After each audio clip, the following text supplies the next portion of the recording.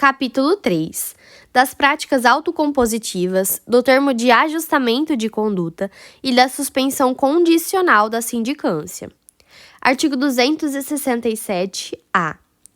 A autoridade competente para determinar a apuração de irregularidade e a instauração de sindicância ou processo administrativo e o procurador do Estado, responsável por sua condução, ficam autorizados, mediante despacho fundamentado, a propor as práticas autocompositivas, a celebração de termo de ajustamento de conduta, bem como a suspensão condicional da sindicância nos termos desta lei.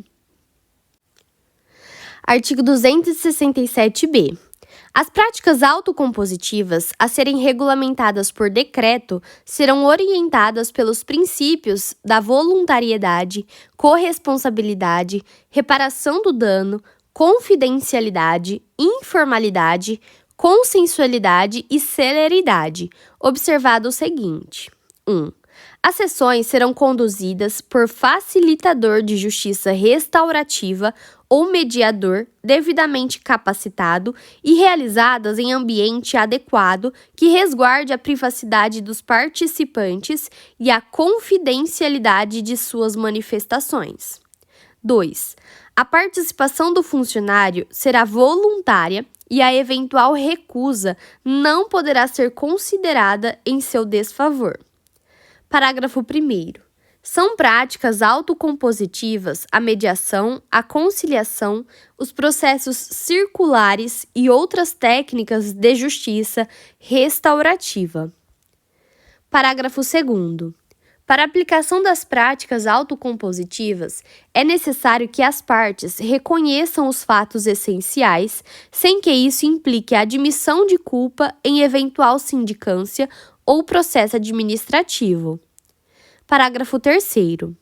O conteúdo das sessões restaurativas é sigiloso, não podendo ser utilizado como prova em processo administrativo ou judicial.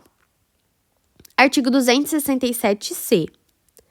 A autoridade competente para determinar a apuração de irregularidade e a instauração de sindicância ou processo administrativo e o procurador do Estado, responsável por sua condução, poderão, em qualquer fase, encaminhar o caso para as práticas autocompositivas mediante despacho fundamentado. Parágrafo 1º. O encaminhamento às práticas autocompositivas poderá ocorrer de forma alternativa ou concorrente à sindicância ou ao processo administrativo. Parágrafo 2º. Se o encaminhamento às práticas autocompositivas se der de forma alternativa ao procedimento disciplinar, o despacho fundamentado a que se refere este artigo suspenderá o prazo prescricional enquanto realizadas. Artigo 267-D. O acordo celebrado na sessão autocompositiva será homologado pela autoridade administrativa competente para determinar a instauração da sindicância ou pelo procurador do Estado responsável por sua condução. Parágrafo 1º. O cumprimento do acordo celebrado na sessão autocompositiva extingue a punibilidade nos casos em que, cumulativamente: 1. A conduta do funcionário não gerou prejuízo ao erário ou este foi integralmente reparado. 2. Forem cabíveis, em tese, as penas de repreensão, suspensão e multa. Parágrafo 2º. Nos casos em que o cumprimento do acordo restaurativo não ensejar a extinção da punibilidade, tal acordo deverá ser considerado pela autoridade competente para mitigação da sanção, objetivando sempre a melhor solução para o serviço público. Parágrafo 3º.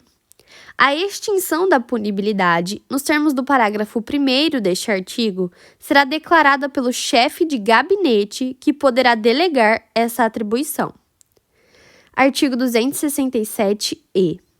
O termo de ajustamento de conduta é o instrumento mediante o qual o funcionário assume a responsabilidade pela irregularidade a que deu causa e compromete-se a ajustar sua conduta, bem como a observar os deveres e proibições previstos nas leis e regulamentos que regem suas atividades e reparar o dano, se houver.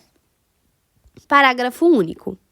O termo de ajustamento de conduta poderá ser adotado nos casos de extravio ou dano a bem público que não tenham decorrido de conduta dolosa praticada pelo funcionário e terá como requisito obrigatório o integral ressarcimento do prejuízo.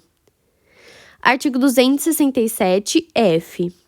A celebração do termo de ajustamento de conduta poderá ser proposta pela autoridade competente para a instauração da apuração preliminar quando atendidos os seguintes requisitos relativos ao funcionário interessado. 1. Não ter agido com dolo ou má-fé. 2. Ter mais de 5 anos de efetivo exercício no cargo ou função. 3.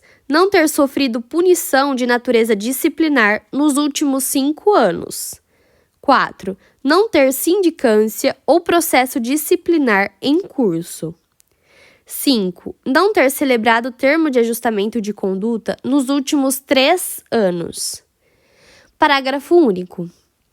Exclusivamente para os fins do disposto no caput deste artigo, o termo de ajustamento de conduta será registrado nos assentamentos funcionais do funcionário. Artigo 267-G. O termo de ajustamento de conduta será homologado pelo chefe de gabinete mediante prévia manifestação da Consultoria Jurídica da Procuradoria-Geral do Estado acerca dos termos e condições estabelecidos. Parágrafo único. O chefe de gabinete poderá delegar a atribuição prevista neste artigo. Artigo 267-H. A proposta de celebração do termo de ajustamento de conduta poderá ser feita de ofício ou a pedido do funcionário interessado. Parágrafo único. O pedido de celebração de termo de ajustamento de conduta, feito pelo funcionário interessado, poderá ser indeferido com base em juízo de admissibilidade que conclua pelo não cabimento da medida em relação à irregularidade a ser apurada. Artigo 267-I. O termo de ajustamento de conduta deverá conter 1. A qualificação do funcionário envolvido. 2. A descrição precisa do fato a que se refere. 3. As obrigações assumidas. 4. O prazo e a forma de cumprimento das obrigações. 5. A forma de fiscalização das obrigações assumidas. Parágrafo único. O prazo de cumprimento do termo de ajustamento de conduta não poderá ser inferior a 1 ano, nem superior a 2 anos. Artigo 267-J. O cumprimento das condições do termo de ajustamento de conduta implicará a extinção da punibilidade, que será declarada pelo chefe de gabinete. Parágrafo único. O chefe de gabinete poderá delegar a atribuição prevista neste artigo. Artigo 267-L. No caso de descumprimento do termo de ajustamento de conduta ou cometimento de nova falta funcional durante o prazo de cumprimento do ajuste, a autoridade encarregada da fiscalização providenciará, se necessário, a conclusão da apuração preliminar e a submeterá à autoridade competente para deliberação. Artigo 267-M. Não corre a prescrição durante o prazo fixado para o cumprimento do termo de ajustamento de conduta. Artigo 267-N. Após a edição da portaria de instauração de sindicância, o procurador do Estado que a presidir poderá propor sua suspensão pelo prazo de 1 a 2 anos, desde que o funcionário tenha mais de 5 anos de exercício no cargo ou função e não registre punição de natureza disciplinar nos últimos 5 anos. Parágrafo 1º. O procurador do Estado especificará as condições da suspensão, em especial a apresentação de relatórios trimestrais de atividades e a frequência regular sem faltas injustificadas. Parágrafo 2º. A suspensão será revogada se o beneficiário vier a ser processado por outra falta disciplinar ou se descumprir as condições estabelecidas no parágrafo 1º deste artigo, prosseguindo, nesses casos, o procedimento disciplinar cabível. Parágrafo 3º. Expirado o prazo da suspensão e tendo sido cumpridas suas condições, o procurador do Estado encaminhará os autos à Secretaria de Estado ou autarquia para a declaração da extinção da punibilidade. Parágrafo 4. Não será concedido novo benefício durante o dobro do prazo da anterior suspensão, contado da declaração de extinção da punibilidade, na forma do parágrafo 3º deste artigo. Parágrafo 5.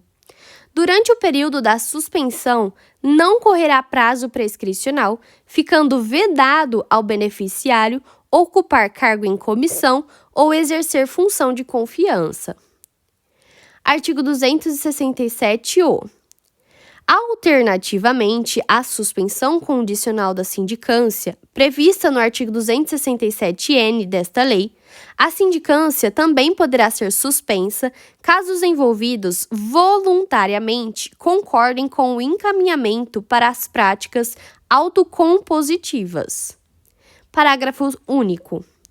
A sindicância ficará suspensa até o cumprimento do acordo restaurativo decorrente das práticas autocompositivas, respeitado o prazo máximo de 2 anos.